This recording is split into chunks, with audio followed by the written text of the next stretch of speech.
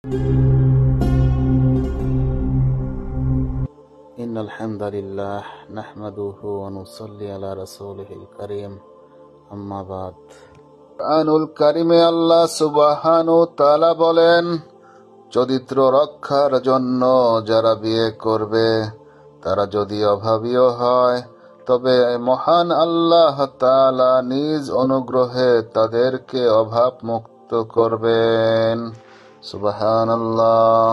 আব্দুল্লাহ ইবনে ওমর রাদিয়াল্লাহু তাআলা আনহু হতে বর্ণিত, রাসূল সাল্লাল্লাহু আলাইহি ওয়াসাল্লাম বলেন, সাবধান, তোমাদের প্রত্যেককেই দায়িত্বশীল এবং তোমাদের প্রত্যেককেই নিজ দায়িত্ব সম্পর্কে জিজ্ঞাসিত হতে হবে।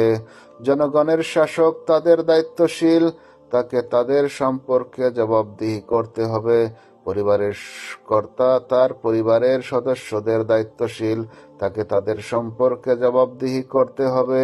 স্ত্রী তার স্বামীর সংসার ও সন্তানের দায়িত্বশীল, তাকে এর রক্ষণাবেক্ষণ সম্পর্কে জিজ্ঞাসিত হতে হবে।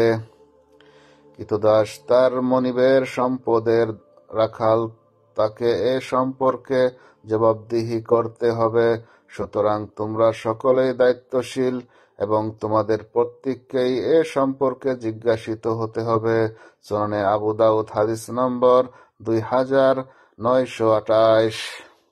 আল্লাহ রাসূল সাল্লাল্লাহু আলাইহি ওয়াসাল্লাম বলেন, আল্লাহ বলেছেন, আমি যখন আমার মুমিন বান্দার কোনো প্রিয় বস্তু দুনিয়া হতে উঠিয়ে নেই আর সে ধৈর্য ধারণ করে, আমার কাছে তার জন্য জান্নাত ছাড়া অন্য কিছুই প্রতিদান নেই। সহিহ বুখারী হাদিস নম্বর 5981।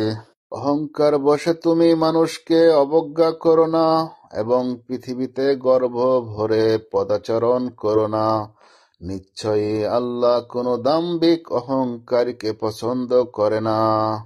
সূরা লুকমান 18 নম্বর। আবু উমামা রাদিয়াল্লাহু তাআলা আনহু হতে বর্ণিত, তিনি বলেন, রাসূল সাল্লাল্লাহু আলাইহি ওয়াসাল্লাম বলেছেন, মহান আল্লাহ বলেন, হে আদম সন্তান, প্রয়োজনে অতিরিক্ত যে সম্পদ তোমার কাছে আছে তা খরচ করা তোমার দুনিয়া ও আখিরাতের জন্য কল্যাণকর, আর তা খরচ না করা হবে অকল্যাণকর।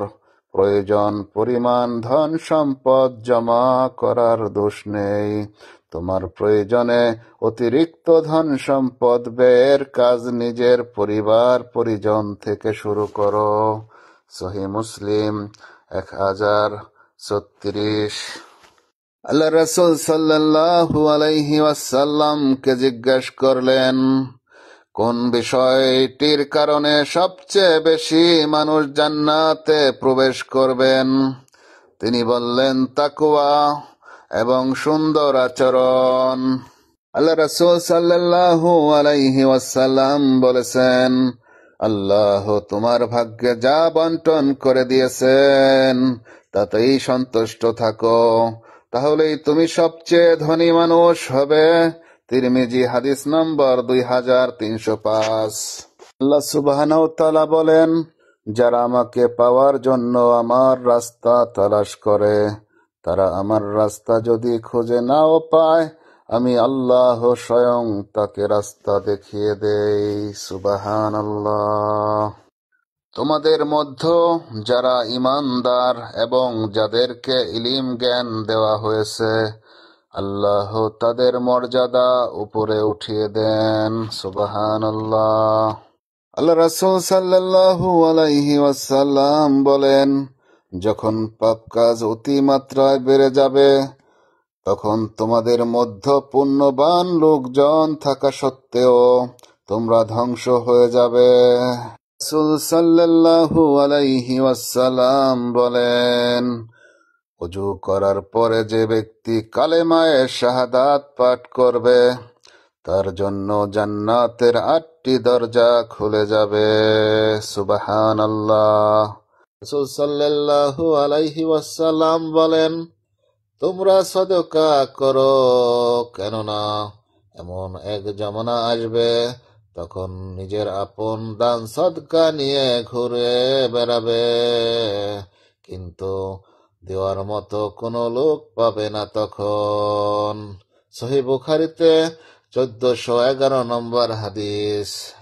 আল্লাহ রাসূল সাল্লাল্লাহু আলাইহি ওয়াসাল্লাম বলেন, তোমার অসুস্থতার আগেই সুস্থতার মূল্যায়ন করো, আর তোমার জীবিত অবস্থায় তোমার মৃত্যুর জন্য প্রস্তুতি নাও।